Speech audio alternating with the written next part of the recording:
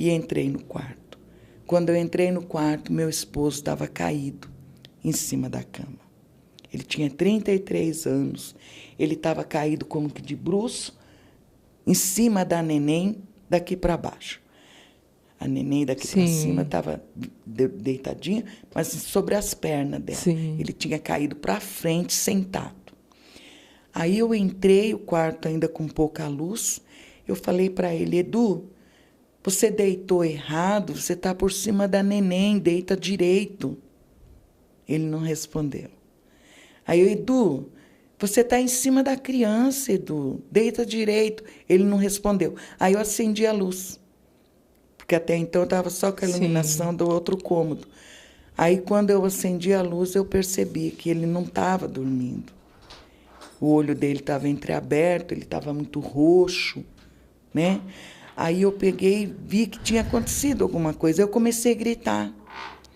E eu saí correndo. Naquele dia eu não fui diante das imagens, sabe? Sim. Aquele dia eu saí correndo, eu saí para fora da minha casa, eu passei pelas imagens, pelas velas que estavam queimando, porque era contínuo aquelas velas queimando. Eu fui lá fora, eu olhei para o céu, e quando eu olhei para o céu, eu me lembro que eu falei com Deus vivo pela primeira vez na minha vida. Porque quando eu olhei para o céu, eu disse, Deus, meu Deus, tenha misericórdia de mim e não me abandona nessa hora. Gritei e entrei para dentro, correndo de novo. Aí, nisso, a minha família, que morava tudo no mesmo quintal, porta pertinho uma da outra, escutou meus gritos, veio correndo, aí já me ajudaram a tirar ele da cama e pôr ele no chão. Ali eu comecei a massagear ele, tentar fazer respiração boca a boca, sabe? Mas ele não correspondia de jeito nenhum. Aí saíram correndo para pedir para pessoas da rua, alguém que pudesse ter carro, socorrer. Um homem tinha chegado, né, do serviço, tinha guardado o carro. Aí ele falou, eu sinto muito, eu trabalhei, eu acordei 5 horas da manhã, acabei de chegar, pus o carro na garagem, eu não vou sair de novo. Meu Deus. Aí ele não socorreu, aí foram pedir para outro, aí foi um caminhoneiro, ele falou, olha, eu estou com o caminhão cheio de carga, né? Eu posso socorrer, mas vai ser difícil chegar com tempo lá. Aí, como a gente não tinha opção, colocamos ele na cabine do caminhão e ele foi. Eu, desesperada, eu batia nele, volta, pelo amor de Deus, você não pode fazer isso comigo, Edu, sabe? O motorista apavorado tentava ir mais rápido, mas Atibaia tem uma subida, né, para chegar no hospital. Caminhão pesado, demorou. Chegou lá, não tinha mais o que fazer. Tentaram reanimar, choque, tudo, mas o doutor falou assim, olha, o infarto dele foi fulminante, ele deve ter parado ali dentro da sua casa mesmo, não ia ter o que fazer. Naquele momento, para mim, Jamile, meu mundo acabou, sabe? Eu saí do pronto-socorro, eu sentei lá fora, acendi o cigarro, sentei no chão, e eu fiquei totalmente transtornada, porque eu pensei, e agora? O que é que eu vou fazer da minha vida? Eu não sabia. Aí começou a chegar os familiares, porque eles correram, foram atrás. Aí um vem com uma palavra, outro vem com outra. Mas naquela hora, você sabe, não tem palavra que resolva. Sim. Tá, fomos embora, né? Chegamos em casa, a situação era aquela. Família ainda desestruturada, minha mãe na cama, meu filho ainda com dor, eu ainda muito fraca, minha neném ainda tomando os antibióticos. E agora eu tinha que pensar como eu vou sepultar meu marido, porque nós não tínhamos condição. Aí um irmão meu, que é o pai da Jéssica, pegou e falou, vamos fazer uma vaquinha, cada um dá um pouquinho, vamos lá ver como é que a gente faz o serviço funerário agora, né? Aí todo mundo ajudou um pouquinho, foram lá, deram entrada no caixão, e aí decidiram, então, que agora iam velar o meu esposo na minha casa. Trouxeram o corpo ali, né?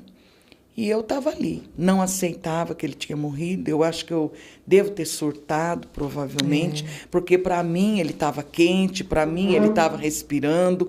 Eu não podia chegar perto do caixão, porque eu falava, não, ele não morreu, pode, ele está quente. A turma tirava eu de perto, Sim. porque muito abalo emocional, Com muita certeza. pressão maligna, muito tudo.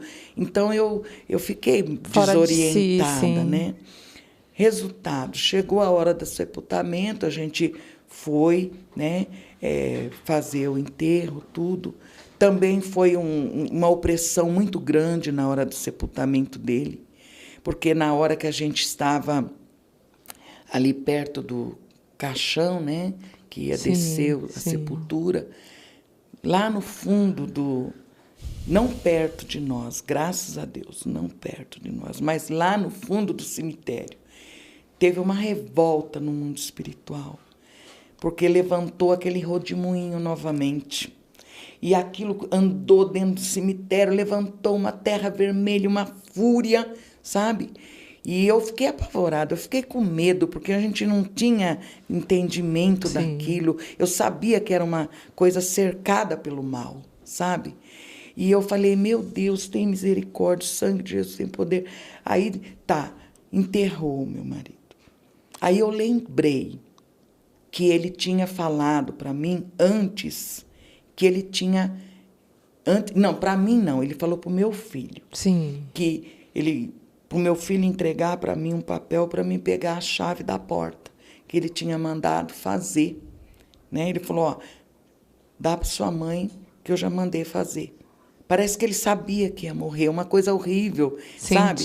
Aí o que acontece? Depois do enterro, meu filho veio e falou assim, mãe, o pai pediu para dar para você esse papel, eu tinha esquecido.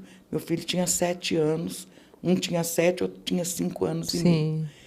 Mandou entregar para você. Aí eu vi lá que era para retirar uma chave no Jimenez, lá, né? Um lugar que faz chave, né? Em Atibaia.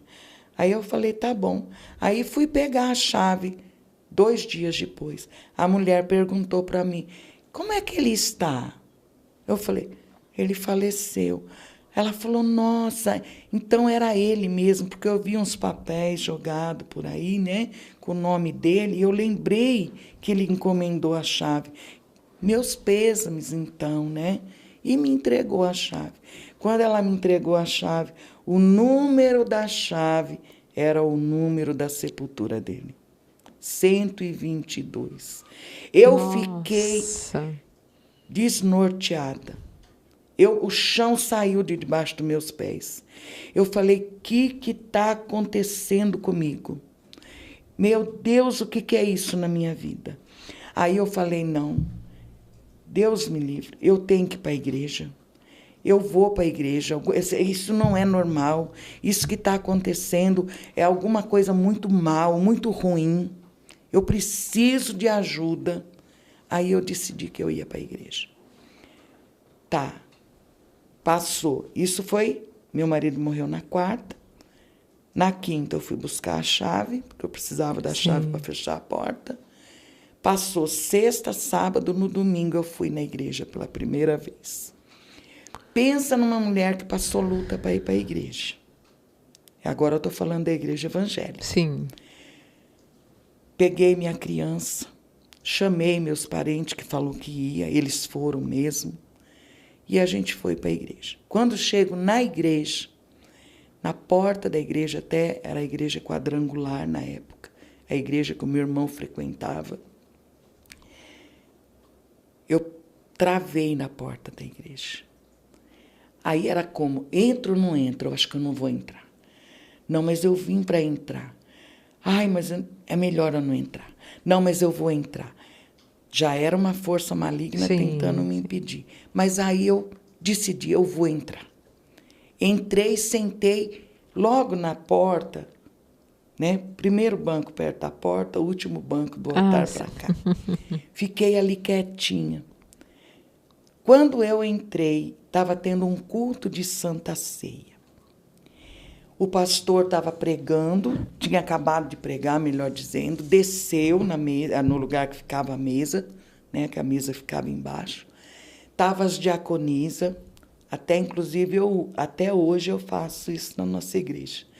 As diaconisas tudo vestida de branco, né? Sim. Que era Santa assim que a Ceia. Quadrangular fazia lá em Atibaia. Tudo vestida de branco, os diáconos de um lado, as diaconisas do outro, o pastor na mesa, para fazer a ministração da ceia. A hora que eu entrei, que eu sentei, tá? Primeira vez numa igreja evangélica. De repente, o pastor começou a falar em mistério, falar em línguas estranhas. Os obreiros da mesa também começaram a falar, a igreja começou a falar, foi um mover de Deus naquela hora, sabe? E uma pessoa do lado das diaconisas, vestida de branco, falou comigo assim, ó: filha amada, eu não te abandonei. Quando tu clamastes a mim, eu te ouvi. Eu estou aqui e eu te trouxe aqui hoje, porque eu tenho uma obra na sua vida. Vou eu fazer, e aí começou a falar tudo que ele ia fazer na minha vida. Naquela hora, era a primeira vez que eu tinha entrado numa igreja evangélica. Eu repito isso porque é importante saber. Eu nunca tinha ouvido a voz de Deus. Mas quando ele respondeu a oração que eu fiz na quarta-feira, quando eu vi o meu esposo morto na cama, que eu saí correndo, que eu olhei para cima e que eu falei com Deus e disse: Deus, meu Deus, não me abandone nessa hora. E agora ele me responde: filha amada, eu não te abandonei. Para mim, para o meu espírito, era como se eu tivesse acabado de orar e ele acabado de responder. Você está entendendo? Sim. Eu tive certeza absoluta que Deus falou comigo. Tanto que eu fui tocada de uma forma, sabe, tão sobrenatural, que o meu coração se abriu e eu disse para mim mesmo: eu quero esse Deus. Entendeu?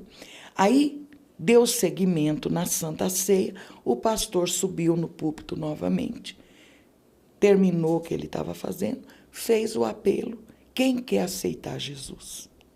Eu fui a primeira que fui para frente. Quando eu cheguei na frente, ele falou para mim: olha, eu não te conheço, porque eu não conhecia mesmo. Sim. Ninguém me apresentou, era a primeira vez que eu estava ali, ele nunca me viu. Ele falou: não te conheço. Você me conhece? Não, não me conheço. Tá. Olha, então eu vou te falar uma coisa. Quando você chegou ali na porta, você não ia entrar. Houve uma batalha espiritual na porta da igreja hoje. Eu vi demônios te puxando para trás. E quase que você não entra. É verdade ou não é verdade? Eu falei: verdade. Ele falou: mas sabe por que você entrou? Porque 2 anjos te escoltaram nessa noite. Foram eles que pegaram você pelo braço e te trouxeram e te colocaram sentada ali. E nesta hora que o anjo fez isso, Deus abriu minha visão espiritual. Aí eu entendi o porquê do mover. Ele falou: Deus me revelou isso de você. Olha, a sua vida é assim, assim, assim. Você está passando por isso, por isso, por isso. Deus te trouxe aqui para isso, para isso, para isso. E Deus vai fazer isso, isso, isso na sua vida. Se você crê. Você crê, creio. Quer aceitar Jesus hoje? Quero. Naquela hora, eu fiz a minha confissão de fé. Glória a Deus. Aceitei Jesus, filhas. Saí dali e disse assim: a partir de hoje eu sou crente. Então, o que eu estava entendendo? Que eu só tinha mais uma religião. Entendeu? Sim. Tanto que seguiu minha vida. Passou 1 semana, 2 semanas, agora já faz 3 semanas que o meu marido faleceu. O tratamento da minha filha está terminando. Aquelas 2 inalações diárias que eu tinha que dar, seria a última que ela ia tomar naquele dia.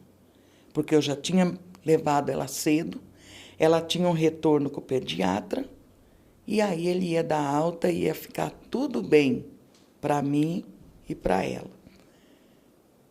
Passei no médico, o doutor olhou. Ai, que belezinha, ela tá linda, nossa, ganhou peso, você cuidou dela direitinho, parabéns, mãe, porque não sei o quê. Ainda brincou com ela, que ela era bem sorridente, né? Examinou, ela tá ótima. Acabou o remedinho dela? Acabou. E as inalações? Só falta uma, doutor. Ah, então vamos dar essa uma, porque a última, aí ela vai ter alta. Tá bom. Saí do consultório do médico. Por dentro mesmo da Santa Casa, fui para o pronto-socorro, que era lá que fazia as inalações. Entreguei o papel mais uma vez para os enfermeiros, que era assim o procedimento. Ele preparou a inalação, me deu, eu sentei e comecei a dar. E ela começou a chorar. Quando ela começou a chorar, eu tirei. Ela acalmou, eu coloquei de novo. Ela começou a chorar outra vez. Nisso chegou uma mulher com uma criança também. E sentou do meu lado e falou assim, nossa, ela chora, né? Mas olha, mãe, não para de dar não, porque ela precisa, o remédio vai ser bom para ela. E outra, é bom que ela chore também, porque se ela chorar, ajuda a expectorar. Eu coloquei de novo. Mas quando eu coloquei de novo, eu percebi que ela começou a virar o olhinho e ficar roxa. Ai, aí eu tirei e comecei a gritar. Alguém me ajuda, por favor, que chama o médico. O médico. Aí, no pronto-socorro, eles disseram, cadê o médico? O médico não está aqui. Mas chama o doutor, onde que está o doutor? Não está aqui. O enfermeiro veio, pegou a criança da minha mão, entrou correndo para a sala de emergência e fechou a porta.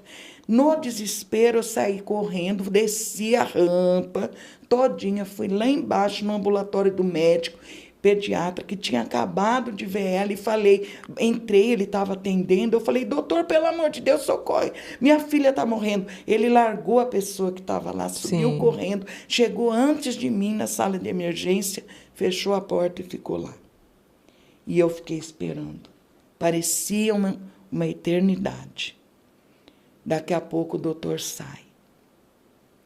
Olha, mãe, fizemos o que a gente pôde fazer, soltou uma placa de catarro dela, asfixiou, a gente aspirou já, mas ela não vai poder ir embora para casa, ela vai ter que ficar aqui, porque ela vai ter que ir para o balão de oxigênio. Meu Deus. Então, ela vai precisar ficar internada. Mas não se preocupa não, que a senhora pode ficar com ela. Quando ele está falando isso, os enfermeiros já vêm com ela na maca, cabecinha raspada, com oxigênio. Assim. Ai, meu Deus. Sabe? Eu olhei aquilo, eu desestruturei. Aí desci acompanhando, ela desceu a rampa toda, a pediatria era lá embaixo, ela foi internada. A minha amiga e vizinha, que era a mesma que estava me dando as injeções, que era enfermeira, ela era a minha vizinha, trabalhava na pediatria. Aí eu falei para ela, Ângela, eu vou ter que ir em casa, minha família não sabe o que aconteceu, eu saí de casa, ela estava bem, eu vou precisar ir em casa. Então, por favor, cuida bem dela para mim, daqui a pouco eu volto. Ela falou, tá bom, Rô. Aí eu desci, ela ficou lá. No que eu desci desorientada. Eu falei, o que eu vou fazer agora? Aí eu falei, vou na igreja. Vou na igreja pedir para o pastor orar por ela, né? Sim. Aí cheguei na igreja, chamei, até que a esposa do pastor saiu. Quando ela saiu, eu falei assim, eu preciso que o pastor ore por mim. E pela minha filha está internada, está muito mal. Ela falou, o pastor não está em casa. O pastor, ele está trabalhando. Mas, se você quiser, eu oro por você. Entra aqui. Aí eu pensei, eu queria que fosse o pastor, né? Mas tudo bem. Entrei. Quando eu entrei, ela falou para mim assim, Deus acabou de visitar a sua filha. Naquela hora eu tive certeza que não era para cura. Tanto que eu não tive coragem de voltar para o hospital. Eu fui para minha casa. Aí, quando eu cheguei em casa, eu só falei para minha família, né? Falei, olha, eu vou ter que voltar para o hospital, aconteceu isso, isso, isso. Eu estou indo. Aí a minha irmã falou para o meu cunhado, vai com ela, que não dá para mim ir agora. Vai com ela, não deixa, ela está muito nervosa. Aí meu cunhado subiu. Quando eu cheguei na pediatria, que eu apertei a campainha, eu vi a minha amiga que passou assim, olhou para o vidro e não veio abrir a porta. Aí eu apertei de novo, eu vi a encarregada do setor, passou para lá, olhou para mim e não veio abrir a porta. Aí até que a outra veio e abriu. Quando ela abriu, ela ficou olhando para mim. Aí eu olhei para ela, quando eu olhei, eu fiz assim, ela... Falei, não, pelo amor de Deus, a Juliana também não. Não, minha filha não, pelo amor de Deus. Aí ela veio, calma, peraí, entra aqui, eu vou te dar um pouquinho de água com açúcar. Não, aí eu saí correndo. Correndo eu ia tirar a minha vida. Eu falei, eu não, pelo amor de Deus, a minha filha também não. Fazia 20 dias que meu marido tinha morrido. E agora eu estava vivendo outro luto. Eu falei, não, eu saí correndo. No que eu saí correndo, a moça gritou, pelo amor de Deus, segura ela vai fazer besteira. E eu falava, eu não quero viver mais. Aí vieram correndo atrás de mim. Foi umas 5, 6 pessoas, entre homem e mulher, tentando me segurar. Eu acho que eu fiquei possuída, alguma coisa assim, porque a revolta, a loucura, ou eu surtei, eu não sei dizer. Eu derrubava todo mundo na minha frente. Eles me seguraram, me arrastaram, me levaram, subiram a rampa comigo, segurando pela perna, pelo braço, e eu derrubava todo mundo. Levaram lá em cima, me amarraram na maca e me sedaram, mas eu não dormi. Sim. Eles disseram que eu ia dormir, mas eu não dormi. Não demorou muito, a minha irmã chegou. Aí, quando a minha irmã chegou, falar o quê, né? Ela falou, eu vou ver o que eu posso fazer, porque agora tem que sepultar, né? Só que a gente estava devendo o caixão do meu esposo, porque a gente só deu uma entrada. Sim. Nós não tínhamos dinheiro para pagar. Aí a minha irmã, muito ingênua, falou assim, eu vou lá na mesma funerária ver se o homem vende mais um, né? Aí, quando ela chegou, ele falou assim, você acha que eu sou otário? A sua irmã não pagou nenhum, você vai querer comprar mais um fiado? Mas não mesmo. Vai ver se você compra em outro lugar. A minha irmã saiu, foi numa outra funerária, explicou a situação. O homem falou assim para ela, olha, senhora, eu não posso fazer o serviço funerário, mas eu posso doar o caixãozinho, né? Agora, eu te oriento, se você quiser, você mesmo pode fazer. Você consegue? Ela falou, consigo. Falou, então você tem que ir no cemitério, tem que ir na prefeitura, depois você tem que ir lá no hospital com esse papel, tal, que você vai pegar para você arrumar o corpinho dela, aí tudo bem. Aí eles marcam a hora do enterro. Aí ela falou, tudo bem, eu faço isso. E a minha irmã fez, sabe? Enquanto isso, eu estou no hospital, eles me liberam, me levam para casa, mas eu não durmo. Ao invés de me levarem para a minha casa, levaram para a casa da minha mãe, que era do lado, no mesmo quintal. E aí a minha irmã vai, arruma a minha filhinha e leva para a minha casa. Passaram com a criança, né, escondidinho de mim. Nisso passa o resto do dia, à noite. No outro dia, de manhã, quase 9 horas, que ela ia ser sepultada às 9 horas, alguém, a minha irmã, melhor dizer, chega e fala assim, meu Deus, mas nós não tivemos uma florzinha para pôr nesse caixão.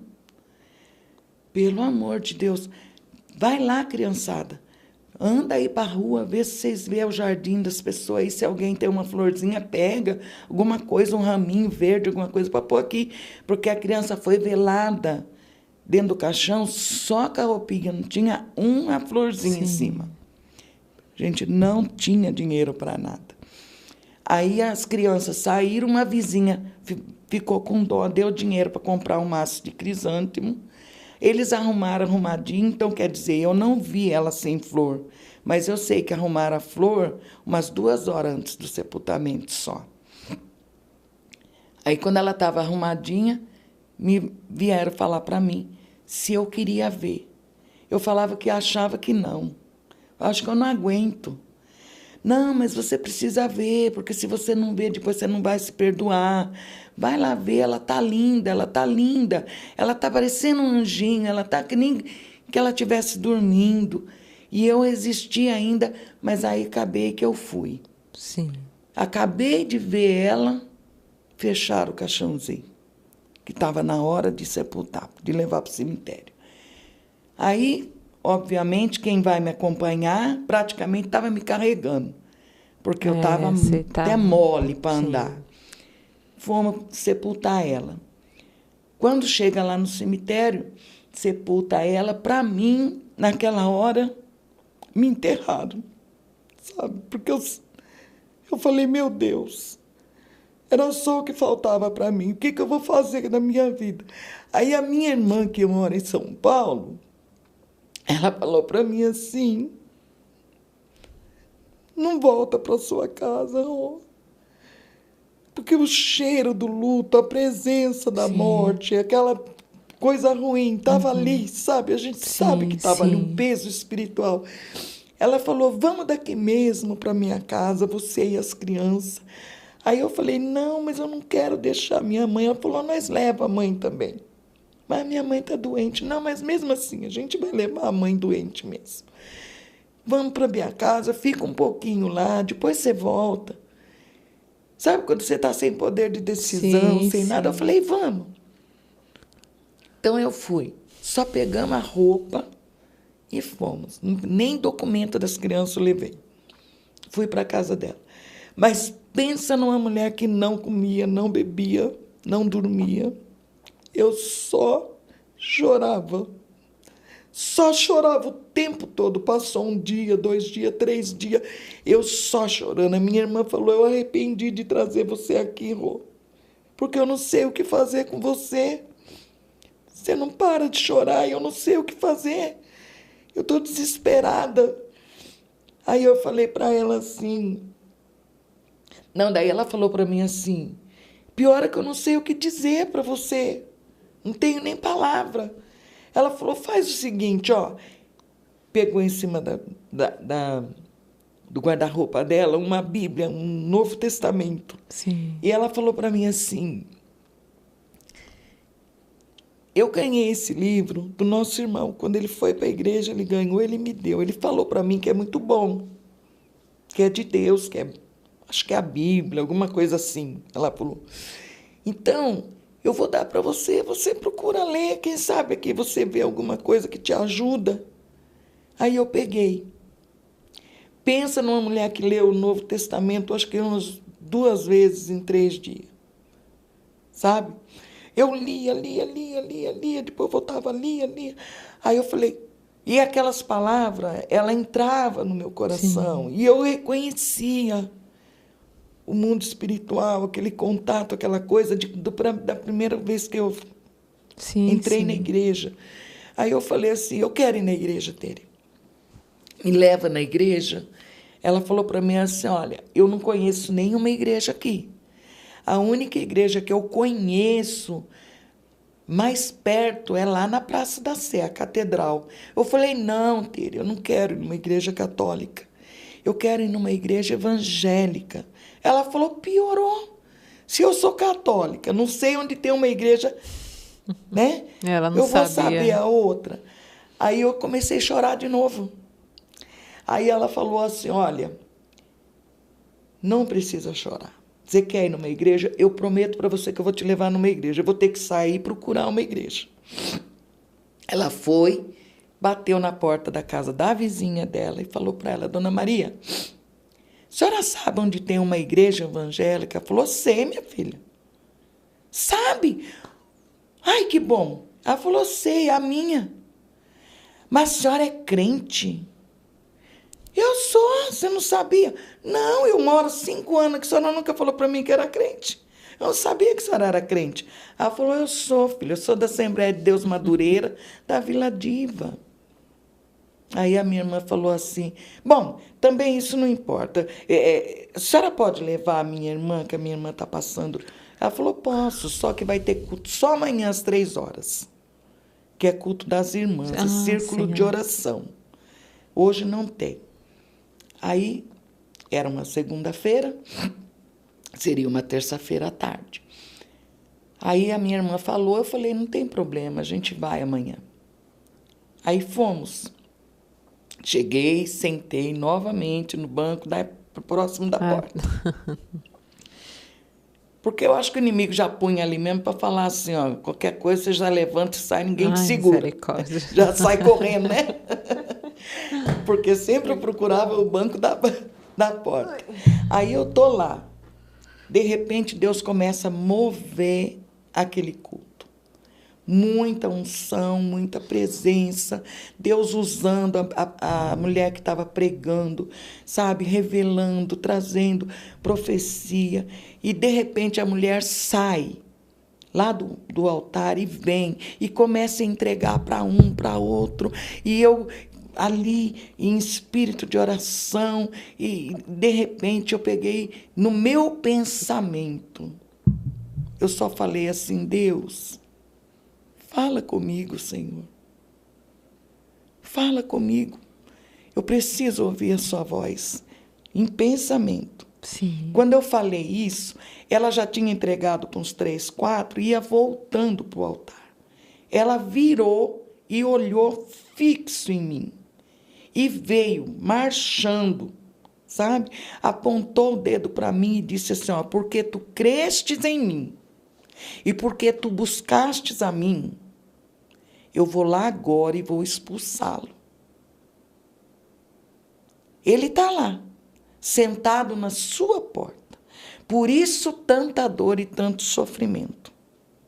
Mas eu vou expulsá-lo. Pega os seus 2 filhos e volta para a sua casa. Nessa hora, aqui no meu pensamento, sem palavra, eu falei: meu Deus, mas como que eu vou voltar para minha casa?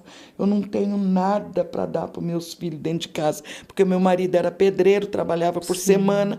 Quando ele morreu, eu tinha na despensa comida por 1 semana. Entendeu?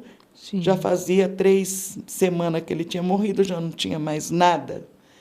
Quando eu pensei, eu não tenho mais nada, a profeta falou assim: e tu me dizes, como eu vou voltar, se eu não tenho nada para dar para meus filhos? Mas te digo eu, vai, porque eu já provi tudo. E a partir de hoje, nunca mais falta o pão na sua mesa. Aí, quando terminou, falou isso, virou as costas e saiu, e ela voltou para o altar, e eu cheguei e falei para minha irmã: vamos? Minha irmã falou: mas para onde? Embora. Ela falou: como embora, Rô? Nós chegamos, o culto tá... Eu falei: você não viu que ele mandou eu ir embora?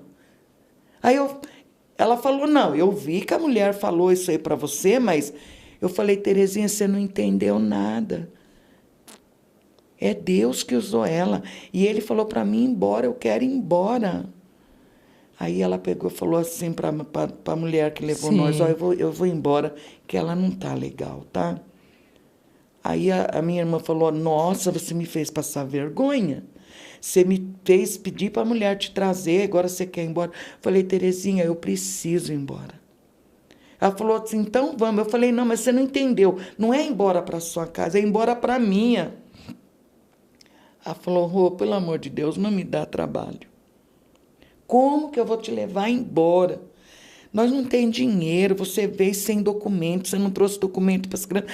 Daí eu comecei a chorar de novo. Ela falou: mas o que eu faço agora? Falou: já sei, vou ligar para o Serginho, que é o nosso irmão, o pai da Jéssica. Falou: vou ligar para ele. Aí ligou para ele, Ele falou, dou um jeito, arrumou um carro emprestado e foi me buscar. Vou embora no mesmo dia, sabe? Quando eu cheguei na minha casa, na porta da minha casa, estava lá um carro preto, que eu não sabia de quem era.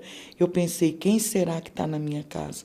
Aí, quando eu entrei, eu vi que era um tio meu que tinha ido fazer uma visita, porque soube do que aconteceu. Sim. Não era ninguém próximo que frequentava a minha casa, já fazia muitos anos que a gente não se via. Naquele dia, ele estava lá. Quando eu entrei, tinha compra para minha casa para mais de 2 meses. Minha geladeira não dava para guardar as carnes, as coisas. Meu armário não dava para guardar mantimento. Tinha coisa cheia, caixa cheia, sabe? Glória a Aí Deus. Deus falou no meu coração. Eu falei e eu cumpri. Aí tá. A gente está guardando aquelas coisas. Eu estou usando a geladeira da minha mãe, da minha irmã, que era tudo vizinho assim, para guardar, porque era muita coisa. Chegou um outro carro, parou na porta. Era a irmã da quadrangular, que disse que não era para mim levar a mal, que ela estava fazendo aquilo, porque Deus mandou. Né? Sim.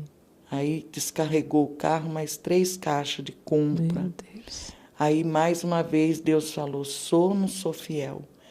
Aí, a partir dali, eu disse, agora eu quero ser crente. Agora não tem para onde ir mais, é Deus, eu quero esse Deus, eu vou ficar firme, eu vou servir a Deus. Aí foi a hora que eu comecei a me dedicar a orar, a ler Bíblia. Se eu li o Novo Testamento em 3 dias, mais de uma vez, agora, em 4 meses, eu li a Bíblia inteira, mais de uma vez. Olha só. Por quê? Porque eu lia o tempo inteiro. A dor que eu sentia do luto era tão grande, que eu não largava a Bíblia. Minha Bíblia era toda marcada de tanta lágrima que eu derramava em cima dela. Que para mim, era o único lugar que eu encontrava conforto nas palavras de Deus, Sim. sabe? No dia de Natal, dia 25 de dezembro de 87. Eu estou na minha casa, essa minha irmã que morava na Vila Diva foi visitar minha mãe, que ainda estava de cama. Sim. E passar o Natal com a gente, né? Aí a minha mãe fala para mim, tem que fazer alguma coisa para eles comerem, né? Porque se fosse só nós, come qualquer coisa. Sim. Né? A gente não estava em clima de fazer nada, né? Tudo de luto ainda.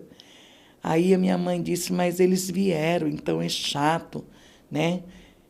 Faz alguma coisa. Eu falei, mas o que eu vou fazer? Eu também não estava bem, estava com uma depressão terrível, não tinha vontade de nada. Aí minha mãe falou, assa um frango, faz um nhoque, alguma coisa, pede para alguém te ajudar.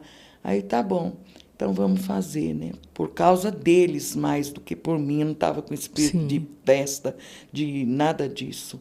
Eu ainda chorava muito, né? Eu estava inconsolável. Aí estou fazendo o nhoque e tudo. Enquanto isso, está vindo para almoçar na nossa casa a avó materna de um sobrinho meu. Sobrinho esse que 3 anos antes, eu e a minha mãe fomos visitar, porque a gente nem sabia que o meu irmão tinha um filho. Ele era solteiro, Sim. a moça também, e ele acabou contando e nós fomos conhecer. Quando a gente chegou lá, encontramos essa criança num estado de calamidade. Xixi, fezes até aqui em cima. Meu Deus. Todo vomitado, com o pescoço cortado e a orelha desgrudando, de tanto vômito e suor, sabe? Sim. Criança tinha 1 aninho, então nessa época fazia 2, porque ele tinha 3 quando isso aconteceu. Não sentava, não falava, não fazia nada, só resmungava, que nem um gatinho doente. Oh, Aí eu meu falei Deus. para minha mãe, se deixar que ele vai morrer, mãe. Vamos pedir para ela, se ela deixa a gente levar, a gente cuida. Minha mãe, nessa época, ainda estava bem de saúde. Nós conversamos, a mulher deixou a gente levar. Por quê? Porque a mãe que gerou a criança rejeitou, Ah, deixou com a avó materna, que já tinha um bando de criança. ai, meu Deus. Aí a avó acabou achando até bom que agora a outra avó vai cuidar e deixou a gente levar, entendeu? Só que a mãe materna nunca vinha ver, mas a avó materna vinha Sim. para passar aniversário dele, Dia das Mães, Natal, e esse dia era Natal. Ela ia almoçar com a gente para ficar um pouquinho com o neto. Aí eu tô lá dentro, vamos entrar na cena. Eu tô lá dentro fazendo aquele almoço, com um luto que não cabe dentro de mim, chorando, né, que só, mas dando atenção para quem estava ali, a família. Essa mulher está chegando para almoçar, mas não entra na minha casa. Parou no meu portão para conversar com a vizinha. E ali ela está conversando. E ela é uma mulher que gosta de conversa. Pensa em alguém que tem assunto, sabe? E ela começou a conversar, conversar, conversar. Daqui a pouco chega uma criança. O menino tinha 5 anos, a língua um pouco presa, falava um pouco enrolado. Mas ela entendeu ainda que ele falou para ela: Dona Maria, o pai do Leandro está aí? Ela disse: eu não sei. E continuou conversando. Sim. O menino esperou ela conversar, viu que ela não parava de conversar, puxou ela de novo. A senhora sabe se o pai do Leandro está aí? Ela falou: eu já falei para você que eu não sei. Por que que você quer saber se o pai do Leandro está aí? Isso já tinha passado muito tempo. Ela falou que já fazia uns 40 minutos, 1 hora, mais ou menos, que o menino ficou do lado, esperando ela acabar de conversar, mas ela não parava. Aí ele falou: porque o Leandro está lá na lagoa. Tinha um lago, mais ou menos uns 100 metros, Thalita, da minha casa, próximo da minha casa, no meu bairro, aonde, por causa de uma cerâmica que tinha, eles tiravam barro para tijolo e ficou um lago lá, sabe? Sim. Lago esse que morreu muita gente afogado ali, sabe? Tinha até por nome, né? O Lago do João, porque ele foi o primeiro que morreu, mas foi muitas pessoas que perderam a vida ali, por causa dos poços que ficava, né? Sim. Deles tirar barro. Aí o menino falou que o Leandro estava no lago. Aí ela entrou. Ela entrou e, quando ela entrou, ela falou: Dona Cida, minha mãe lá do quarto: oi, o Leandro está aí? Ela falou: está na sala. Aí quem estava na sala falou assim: não, aqui na sala ele não está. Minha mãe falou assim: então vê se está no quintal. Não, no quintal não está. Então vê onde ele está. Não, ele não está aqui. Aí ela falou: não está aqui, não está. Por quê, Dona Maria? Porque o menino está falando que ele está lá na lagoa. Aí a minha mãe falou: pelo amor de Deus, Serginho, que é o pai, né? Sim. Vai ver lá que a lagoa é perigoso. Meu irmão levantou da roda de conversa de família, foi procurar um chinelo, achou o chinelo e saiu e foi lá na lagoa, junto com o menino. Aí, quando chegou lá, ele falou: cadê o Leandro? Falou: tá na lagoa. Falou: mas como tá na lagoa? O Leandro não tá aqui. Ele falou: tá, tio. Onde ele tá? Tá aí dentro, tio, da lagoa. Como dentro da lagoa, Júnior? Ele jogou a chupeta e pulou atrás, tio. Ele está dentro da lagoa. Aí o que acontece? Meu irmão ficou desesperado. Sim. Nisso, ia passando alguém, meu irmão falou: senhor, vem aqui, dá uma mão aqui. O menino está falando que o meu filho está dentro da lagoa. E pulou. Aí, no que ele pulou, o outro já ia chamando o outro. Juntou uma turma.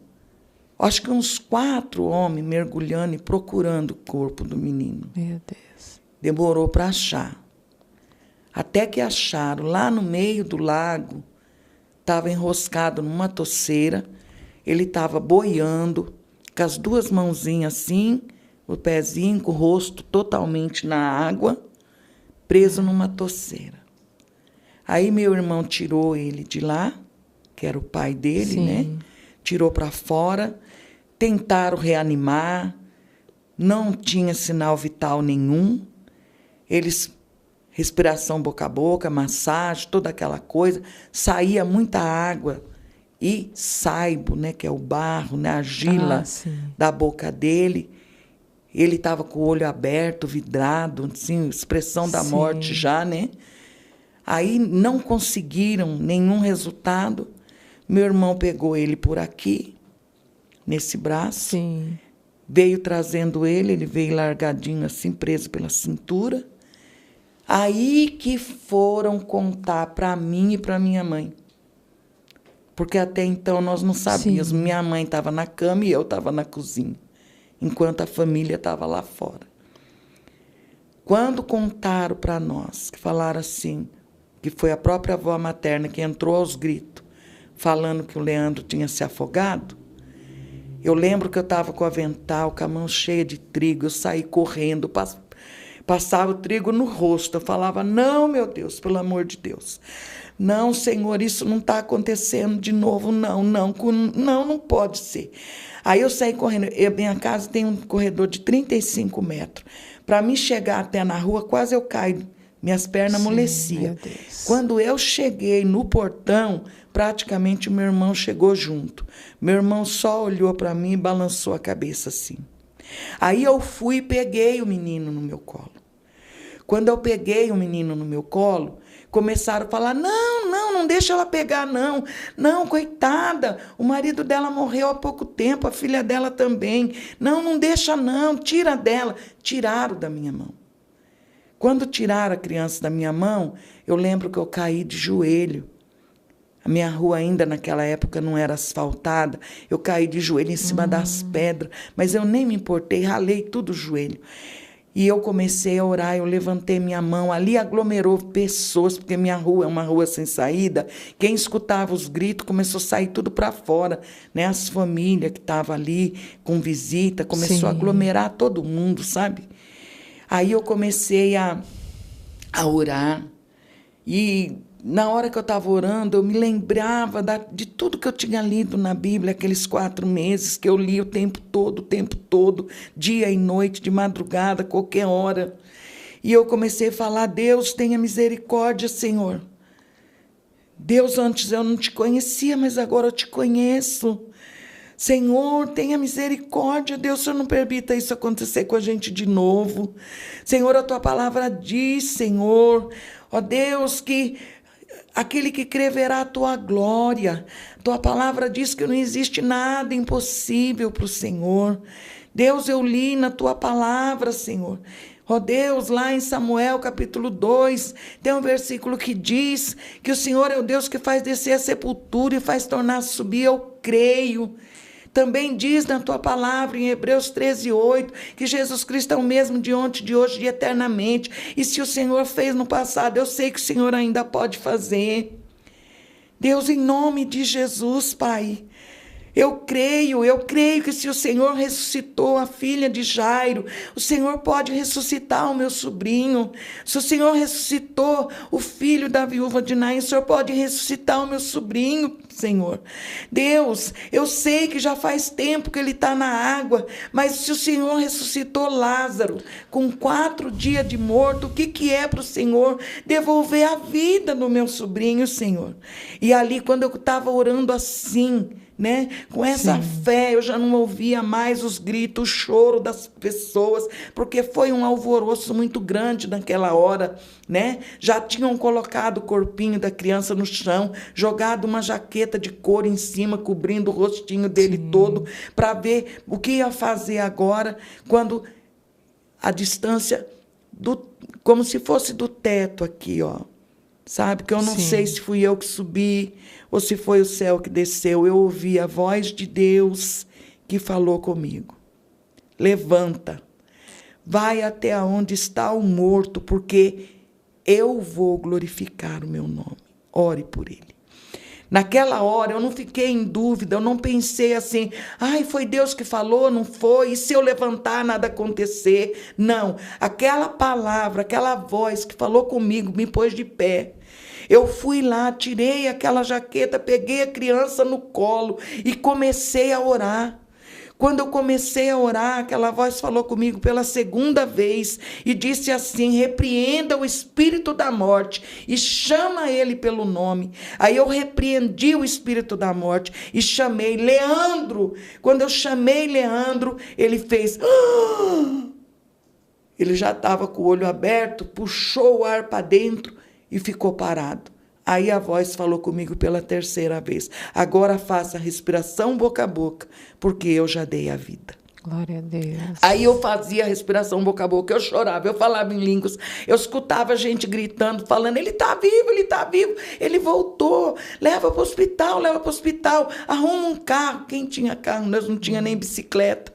Começaram a procurar, meu cunhado encontrou 2 quarteirão para frente, um amigo dele que emprestou um carro, veio correndo, colocou a gente dentro do carro e levou a gente para o AMA, Sim. Hospital Novo de Atibaia. Quando nós chegamos lá na emergência, ainda enrolada naquela jaqueta, o médico viu que ele estava, né, naquela condição, disse: foi afogamento? A gente disse: foi. Ele tomou da nossa mão, entrou pela emergência, fechou a porta e nós ficamos lá fora. Daqui a pouco o médico saiu e perguntou: quem é a mãe? Eu disse: a mãe não está aqui. Quem é a responsável? Sou eu. Que senhora é, tia? Entra aqui, tia. Mostrou para mim. Sabe aqueles vidros de oxigênio, né, de inalação que fica perto dos leitos? 2 vidros daquele lá, quase cheio de água suja de lago, um monte de água no chão. E ele disse: olha, tudo isso aqui nós tiramos dele, aspiramos dele, né? Só que tem um detalhe: ele tem água no pulmão e argila no pulmão. E aí a gente não tem o que fazer. Então, não tem o que fazer. Ele está vivo, mas não vai durar muito. A gente vai liberar para vocês ficar com ele, porque agora ele vai ter que ficar aqui no hospital. Aí eu disse: mas doutor, nós trouxemos ele aqui na emergência. Nós não temos condição de pagar nem a consulta, que dirá a internação. Ele falou: depois vocês resolvem isso. Agora, nesse momento, eu não posso liberar ele, porque a partir do momento que ele entrou por essa porta, ele é nossa responsabilidade. Ele vai ter que ficar. Só que está liberado para quem quiser ficar com ele. Por quê? Porque o doutor já tinha dito que ele ia morrer. Sim. Na hora eu virei para o doutor e falei assim: doutor, o senhor está dizendo para mim que ele vai morrer? Aí ele falou: olha, eu estou dizendo que nós fizemos o que a gente podia fazer. Agora não tem mais nada que a gente pode fazer. Eu falei: mas eu quero dizer para o senhor que ele não vai morrer. Por quê? Porque ele já estava morto e ressuscitou. Glória a Deus. Aí ele falou: eu vejo que a senhora é uma mulher de muita fé, então se apega nessa fé, porque realmente só um milagre vai salvar essa criança. Aí eu falei: o milagre já aconteceu, doutor. Aí ele mandou a gente entrar, nós ficamos lá. Ele ficou, né, com oxigênio, sim, claro, porque ele estava bastante cansado ainda, tomando remédio na veia, tudo certinho. E ali ele ficou urinando o tempo todo, o tempo todo, o tempo todo. Pensa numa criança que molhava, quantos cobertor cobrisse ele, ele encharcava, trocando fralda toda hora, aquele resto de dia, à noite, até de manhã. E nós ali, né, acompanhando. Quando foi 8 horas da manhã, o médico passando, né, o médico sim, entra, vai passando para fazer a avaliação. Quando o médico chega, vai ver, ele falou assim: nossa, como ele se recuperou tão rápido, né? Vamos fazer alguns exames, alguma coisa, né, para ver como é que ele está, tal. Fez os exames. Falou assim: ele está muito bem.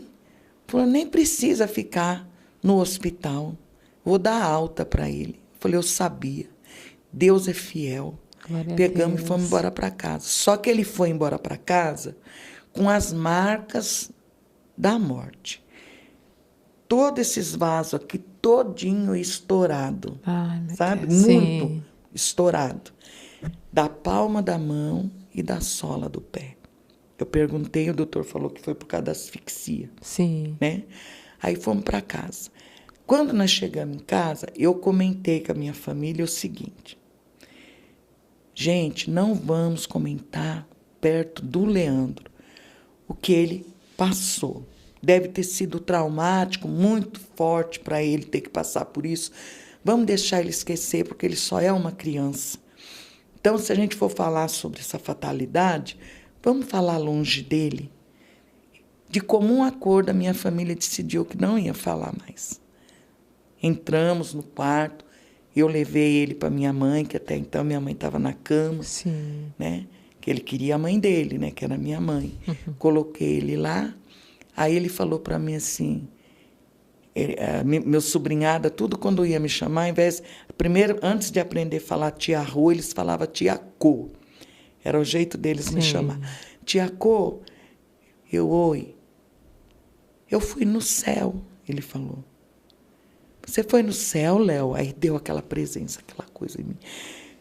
É mesmo? Então conta pra tia como é que é o céu, porque um dia eu vou para lá, mas ainda não fui.